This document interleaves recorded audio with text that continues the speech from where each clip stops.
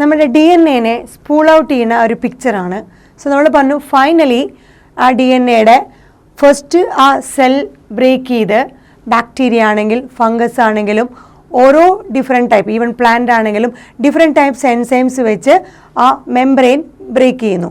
അതിനുശേഷം മറ്റ് മാക്രോമോളിക്യൂളുകളെ 1/1 protein, RNA, lipids, carbohydrate അത് ഓരോന്ന് 1/1 ആയിട്ട് ഡിഫറെൻറ്റ് എൻസൈംസ് വെച്ച് റിമൂവ് ചെയ്യുന്നു.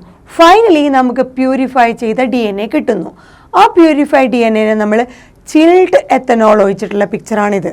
സോ ഇതിൽ ചിൽഡ് എത്തനോൾ ഉണ്ട്. ഈ ചിൽഡ് എത്തനോളിൽ നമ്മുടെ ഡി എൻ എനെ നമുക്ക് പ്യൂരിഫൈ ചെയ്ത് പ്രിസിപ്പിറ്റേറ്റ് ഔട്ട് ചെയ്തെടുക്കാം. അങ്ങനെ പ്രിസിപ്പിറ്റേറ്റ് ഔട്ട് ചെയ്തെടുക്കുന്ന ഡി എൻ എ ആണ് ഇവിടെ താഴെ കാണിച്ചേക്കണേ.